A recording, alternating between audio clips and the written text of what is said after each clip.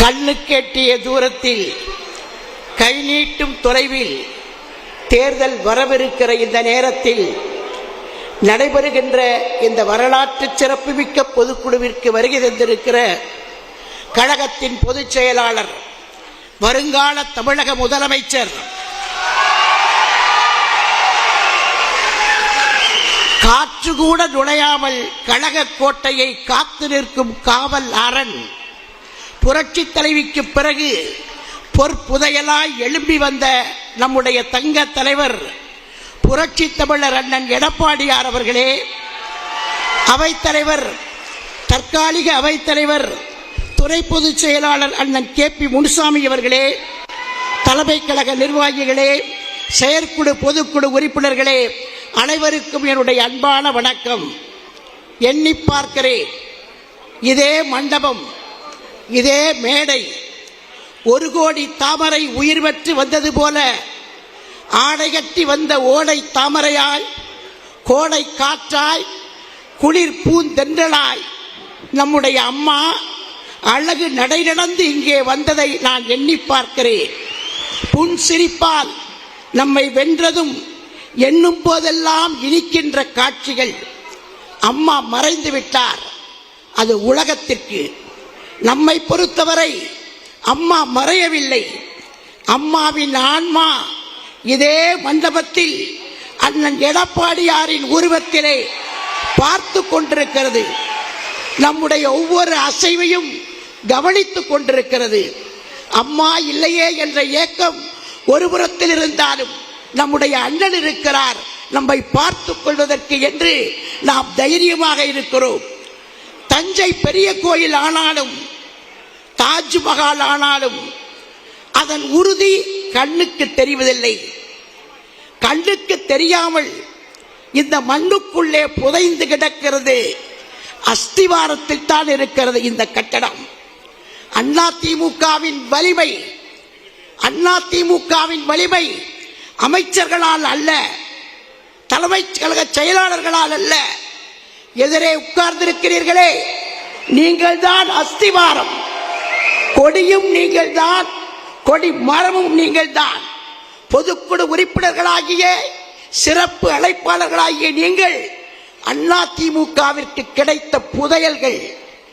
30 ஆண்டு காலம், 32 ஆண்டு காலம் இந்த கட்சி முடிசூட்டிக் கொள்வதற்கு கிரீடம் தந்தவர்கள் நீங்கள். இந்த கட்சி முடிசூட்டிக் கொள்வதற்கு கிரீடம் தந்தவர்கள் நீங்கள். அண்ணன் எடப்பாடியாரின் உருவத்திலே பார்த்து கொண்டிருக்கிறது. நம்முடைய ஒவ்வொரு அசைவையும் கவனித்துக் கொண்டிருக்கிறது. அம்மா இல்லையே என்ற ஏக்கம் ஒருபுறத்தில் இருந்தாலும் நம்முடைய அண்ணன் இருக்கிறார் நம்மை பார்த்துக் கொள்வதற்கு என்று நாம் தைரியமாக இருக்கிறோம். தஞ்சை பெரிய கோயில் ஆனாலும், தாஜ்மஹால் ஆனாலும் அதன் உறுதி கண்ணுக்கு தெரிவதில்லை. கண்ணுக்கு தெரியாமல் இந்த மண்ணுக்குள்ளே புதைந்து கிடக்கிறது. அஸ்திவாரத்தில் தான் இருக்கிறது இந்த கட்டடம். அதிமுகவின் வலிமை, அதிமுகவின் வலிமை அமைச்சர்களால் அல்ல, தலைமை கழக செயலாளர்களால் அல்ல. எதிரே உட்கார்ந்திருக்கிறீர்களே, நீங்கள் தான் அஸ்திவாரம். கொடியும் நீங்கள் தான், கொடி மரமும் நீங்கள் தான்.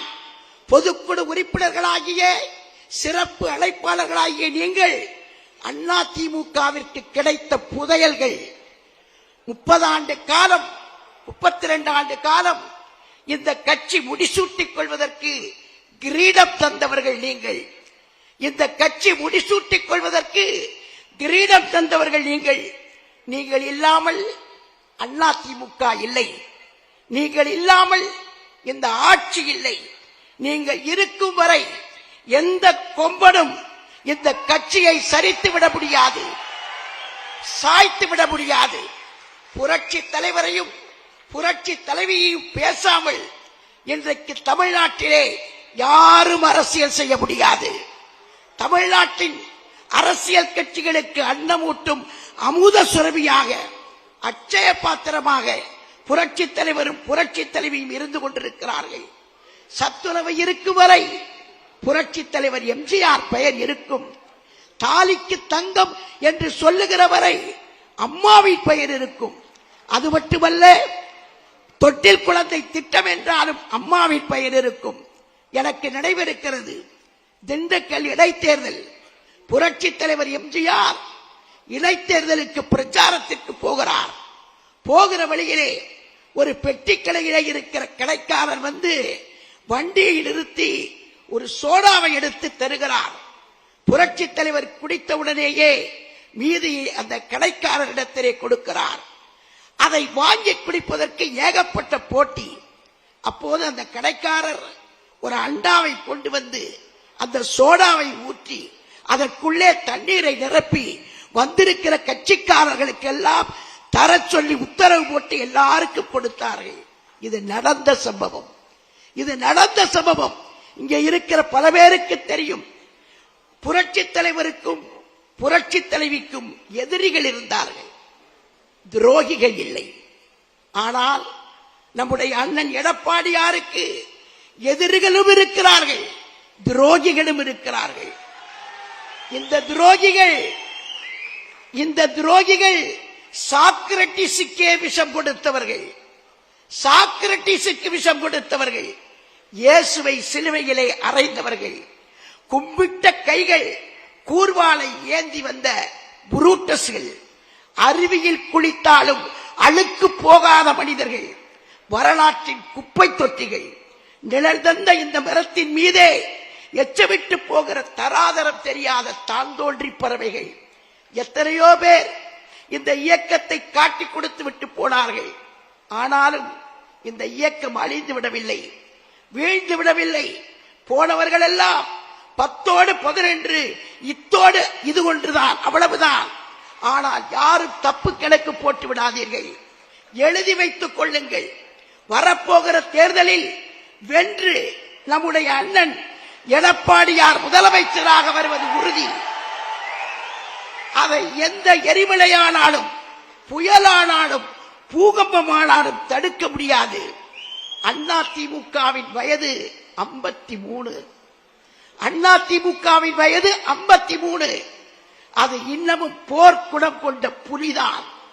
நெருங்கி பார்க்கலாம் என்று நினைத்து விடாதீர்கள், வாளை மிதிக்கலாம் என்று துணிந்து விடாதீர்கள். எச்சரிக்கிறேன், புலி இப்போதுதான் வேட்டைக்கு கிளம்பி இருக்கிறது.